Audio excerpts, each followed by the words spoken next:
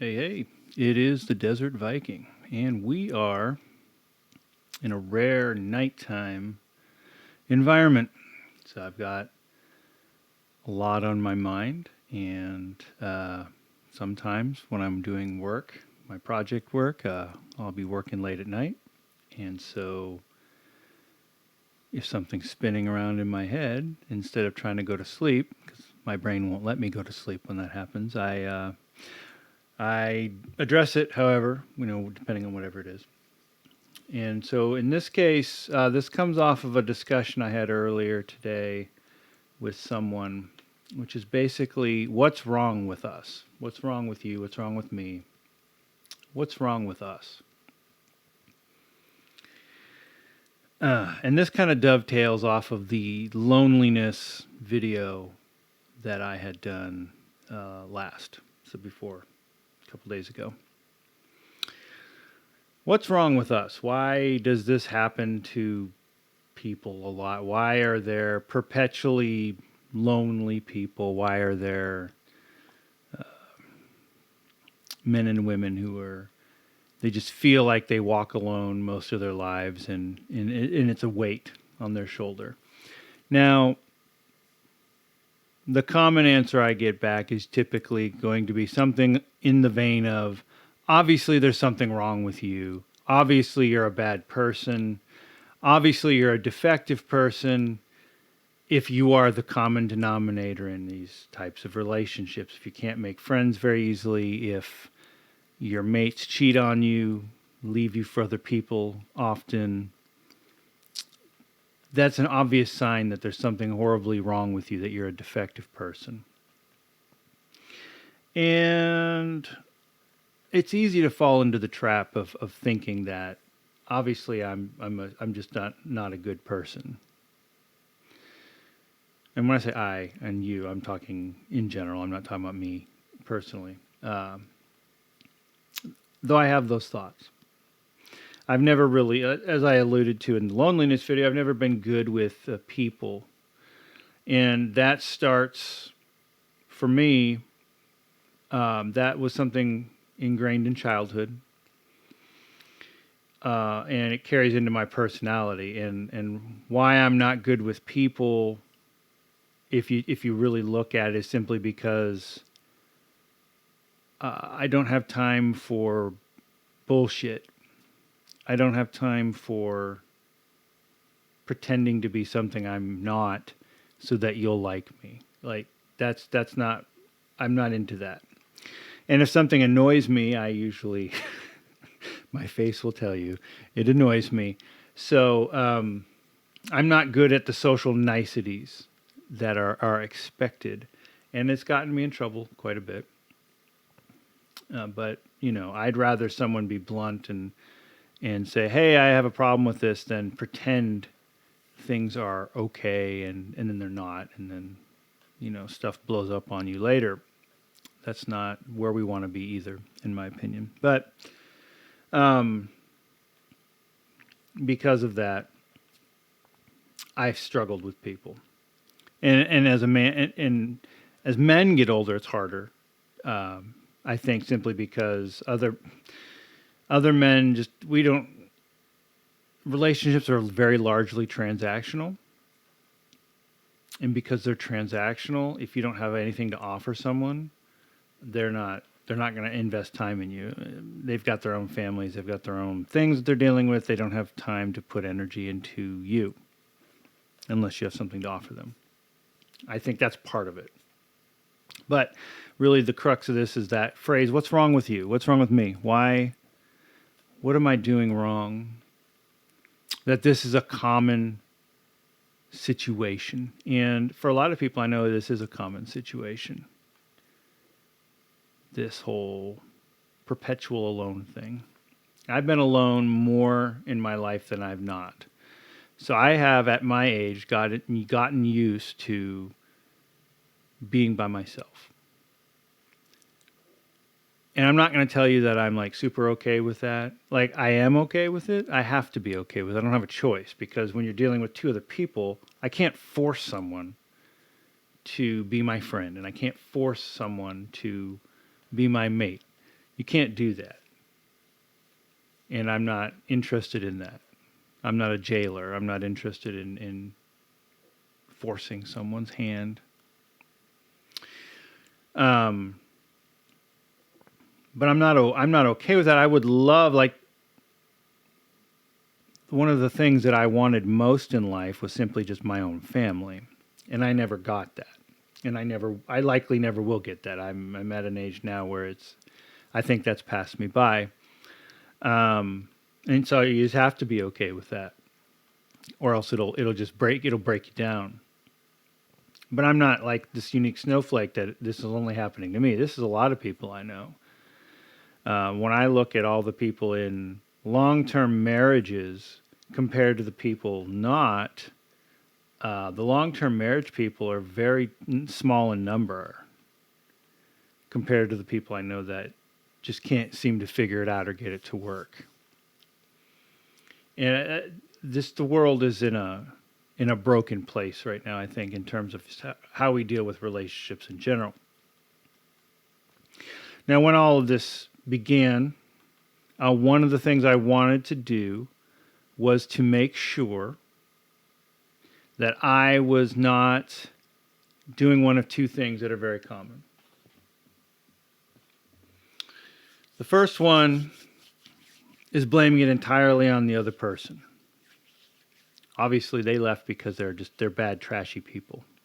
Now, that doesn't mean you don't hold them accountable for what they did, for their own faults that led to what happened. And I certainly do. The second thing, though, that I don't want to do is say, it's entirely my fault. Like, this is all on me. I deserve this because I'm just a bad person. And all through my actions, I brought this on to myself. People are very often very binary. Politics, religion, how they deal with relationships. It's either all of this or all of that. And life is never that way. It's a gradient of multiple things.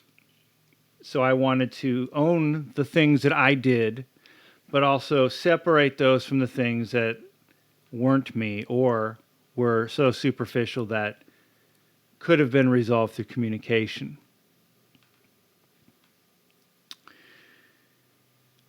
And so it's a mixture of two, right? It's a mixture of the other person cut and run, found something better, cut and run. And there are things that you could do to improve yourself. But you also have to look at, a lot of times it's not going to be on you. It's just not. In a disposable society, we don't establish meaningful connection with people because it's very easy to just, if this goes back to the economics video I did. If I have a large number of people who I can just replace you with, why am I going to work on things with you when I can just replace you? And I get that new feeling all over again, the new person high, right? The new lust, the new whatever, those feelings in the beginning of a relationship that we all love that eventually go away. If I can just keep replacing you, if I've got 30 guys in my Instagram that all want to have sex with me, then I can try to lock one of them down into a relationship and they'll go do it. Now, I'm not interested in guys. I'm just in general. If I had 30 women in my social media that were readily available for me, and I was tested, like, how would I react? Would I be able to, would I put effort into my relationships or would I just cut and run? Back in the day when I was playing in bands, I had a lot of attention, and I didn't commit if I didn't have to, because I didn't have to. So I know younger me enjoyed that. But I've also been in a number of committed relationships that when I commit to someone, and I actually do commit to someone, that I'm there. I don't believe in straying unless the relationship's basically over. I'm not saying I'm perfect, and I've never done bad things because I have, but in a lot of those cases, excuses or not, once that started, that relationship was basically over anyway or on its way out the door. And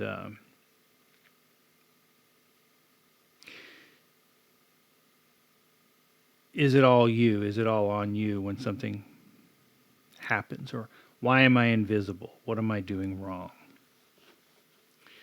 So, in my last relationship, I said I wanted to make sure, identify what did I do wrong? What could I have done better? And really it boiled down to two things. It boiled down to two things and then a list of miscellaneous tiny things that didn't matter that could have been resolved through communication, as in, hey, this bothers me. Can we work on this? And it could easily have been resolved that way. But I didn't get that opportunity because she didn't want to talk about it because she didn't like conflict, is what she said this. This is not me guessing this. She said this.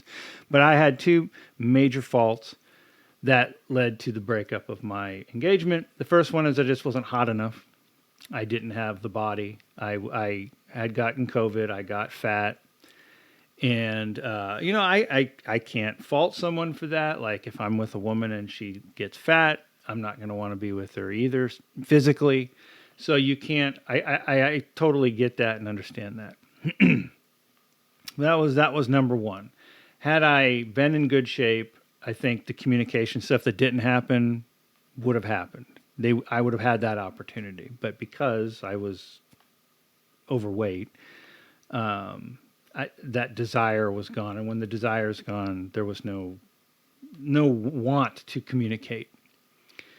And I don't see anything wrong with that. I don't see anything wrong with her having done that and made that choice. And she said that she didn't want a physical relationship with me because she wasn't attracted to me. She was used to muscle guys that are in really good shape, and I wasn't.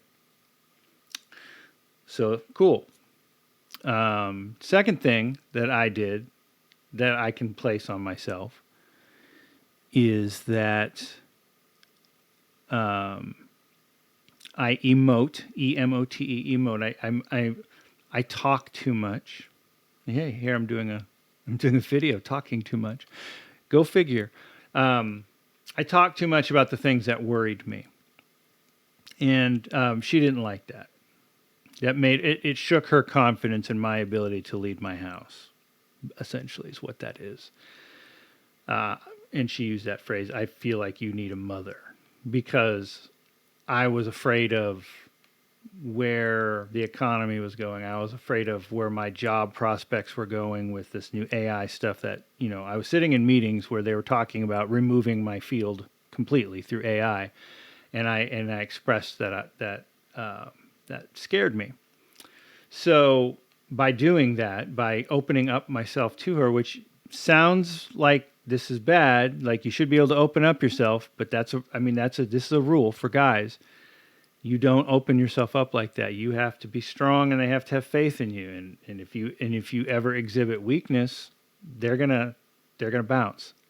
And that's exactly what happened. So I let my looks fade. I got fat, and she was afraid that I wasn't going to be able to support the house anymore. So those are the things that I can own. The rest of the stuff is insignificant, or it was stuff that she had misrepresented because she was a charmer. She pretended to be things that she wasn't. I'm not going to fault myself for that. So in your relationship, find the things that you can own, better yourself at, and fix those things. The things that aren't on you, and I'll just give examples, some things that I get hammered with a lot. Number one, I'm an introvert. I don't like people in general. I can, if you put me in front of someone who has a lot of interesting things to say that I find interesting, I can talk all night.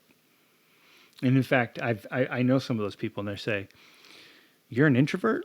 Well, you talk a lot for an introvert." It's just that most people don't have very interesting things to say. And again, I have a very short patience meter for talking about the mundane things, people's shoes, people's plants, people's vacations. Like, those just aren't very interesting things. And vice versa. Like, when I want to talk about things that interest me, philosophy, psychology, those things don't interest a lot of people. And they don't want to hear it either. And then this goes back to I'm finding someone who you can really connect with. The problem is people fake who they are so often because they so badly want you to like them that they'll pretend to be these things that they're not. And it's easy to get sucked into that. It's easy to think, wow, I found this person who's got all these things in common with me. And even though they're throwing red flags out, indicating that they're not really into those things, you want to believe. You want to believe that they are into those things like they said they are, because, at least for me, finding people who like the same things I do is very, very difficult. Almost impossible. I know very few people who interest me in terms of wanting to talk with them. And as I've gotten older as a guy, like, as a younger man, really the only thing that interests us in women is sex. If you boil it down. I mean, this is being honest. So if you could find a woman who shares common interests with you, that's amazing. And I think what has happened, is that women don't need men anymore, and that's true. And because of that, we're now seeing that women and men have very little in common with each other, and there's no real basis for relationships to be able to form other than through sex. And because of that, their attention is on the tippy top guys, the Brad Pitts and the Justin Wallers and all those guys up at the very top, because those guys will sleep with them. Those guys have no problem coming down and having sex with every woman they can, because they can.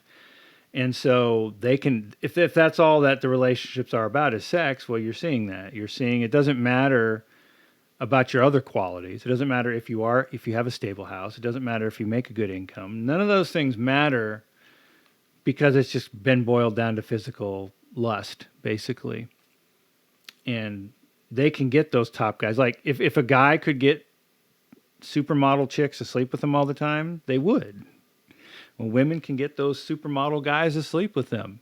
And so they do. And they're not interested in the rest of the people, or the rest of the guys. And so basically, if you're like a 7 or an 8 or below, you count as a 0. And like the 9 guys count as 5s. They're like, yeah, maybe. Because those 10s will sleep with them.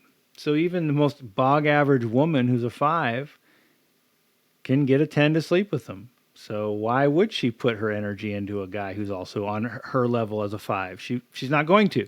And we're seeing all that play out. Like, you're seeing it play out. Which leads to, what's wrong with me, right? Because if you're trying to go out and you're trying to date and you're trying to meet people and you're invisible, constantly invisible, you're going to ask yourself, what's wrong with me? And a lot of times, honestly, the answer is nothing. You're just not a 10. That's what's wrong with you. And 10s only constitute about 5% of the male population. So I have a hard time.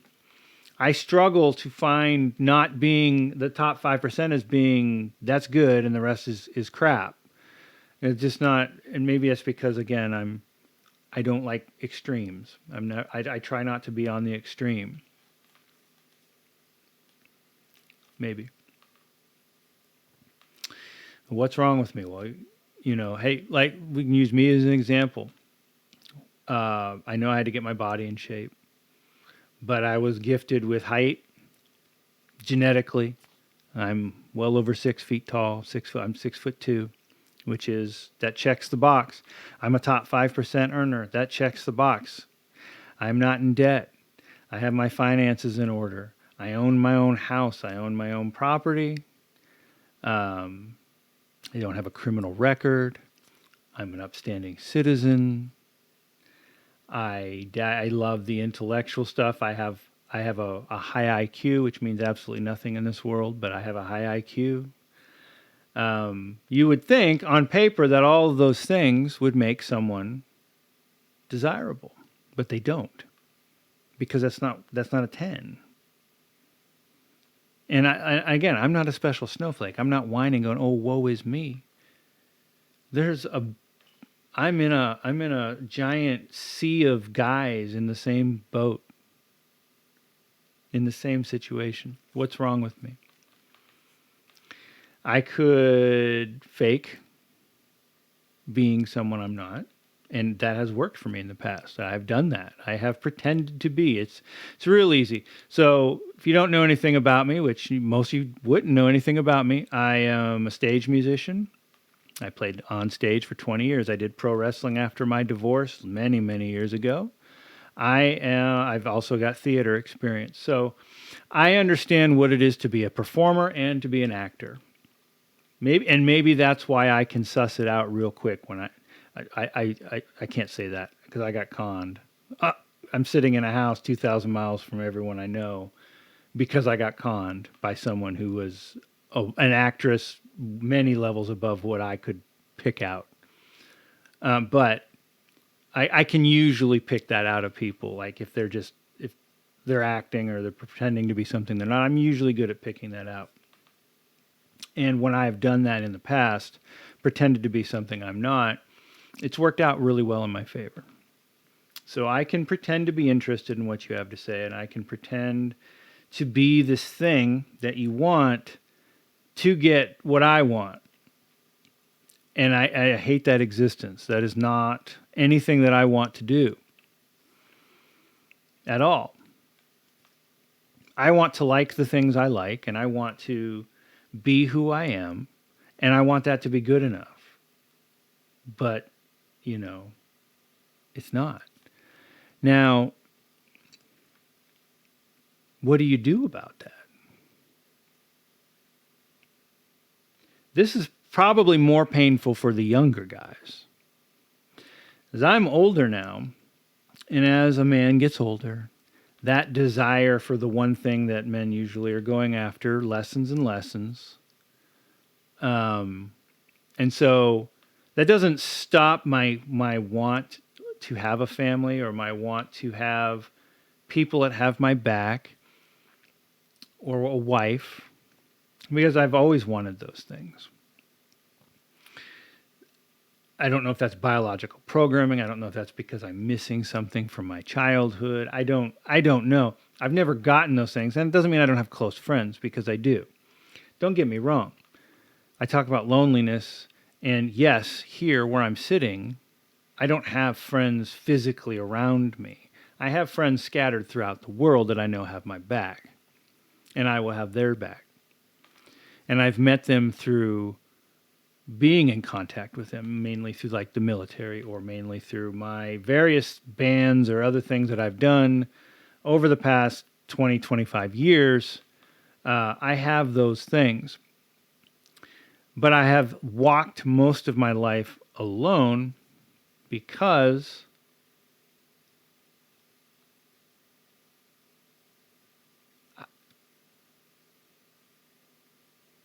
I don't know. Is it why? I could have probably many times over gotten married, and I chose not to. So people can say, "Well, you're just looking in the wrong places."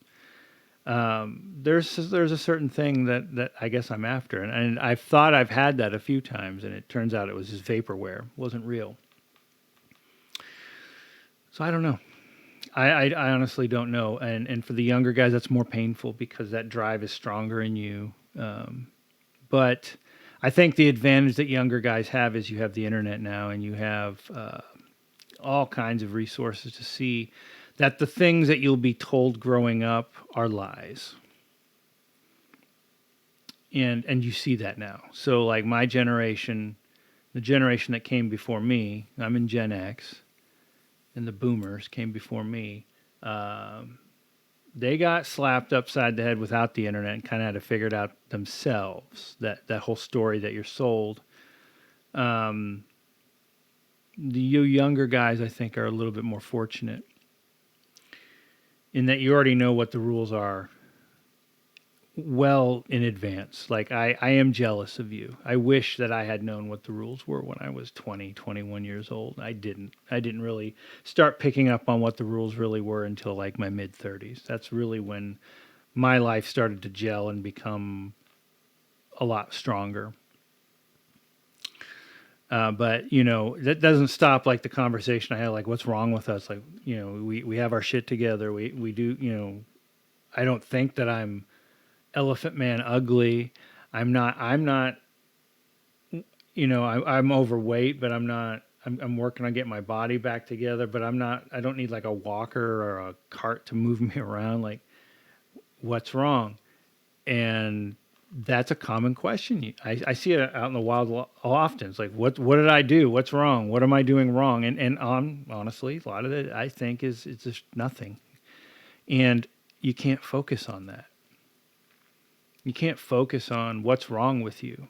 Like if that's how you live your whole life, what's wrong with me? I don't know. I think you're hurting yourself more by asking yourself that question. And just realize like the society we live in is not conducive to long-term relationships with people, friendships or otherwise. It's very difficult. And even the people I know with a lot of friends would often say, yeah, they have friends, but they can't count on most of them. So I think it's a very general experience that many people will experience or feel. And, if it's not anything you can control, like that's why it's important to go, what are the things I can control? I can control my body. I can control not eating bad food. I can control getting up in the morning and working out. Okay. So I can control keeping in shape. I can do that. I can't control if I find that woman over there cute and I ask her if she'd like to go out and she ghosts me or says no. I mean, at that point, cool. Like you have nothing you can do after that. Nothing you can do. You can only handle the things that are in your purview to control. And other people are not anything you can control, nor should you try. And getting that down, getting that mentality, being okay with it, I think that's the real challenge. And where I'm at in my journey is that, it's constantly that nagging question, well, where do I fall short? Why do I keep falling short? What's wrong with me? And I on a lot of the list, when I list all the things that I'm told, a lot of that's just stuff that you can handle through communication, that you can work on. It's just people don't need to work on things anymore in communication because you either don't have options, in which case you'll do whatever to keep what little options you have, or you have so many options that why bother communicating and trying when I can just throw this person away into the garbage and pick a new one out of my DMs and start with that one. So I think that's where we are, and sussing out for your own mental health is knowing that sometimes it's just out of your control. Sometimes some things are out of your control, not everything. Again, I can control my body. I can control trying to see things from other perspectives for sure. I can't control someone looking at me and going, "You're just like a 7 or whatever." So, the 10 over there wants to Netflix and chill later, and he's a 10. So you're not a 10. You have no control over that, in my opinion. Anyhow, I'm sure this one will get a lot of neat comments, yeah, from some people who, yeah, I'm expecting some good comments. So until next time, thank you for staying up late with me, and we'll talk to you later.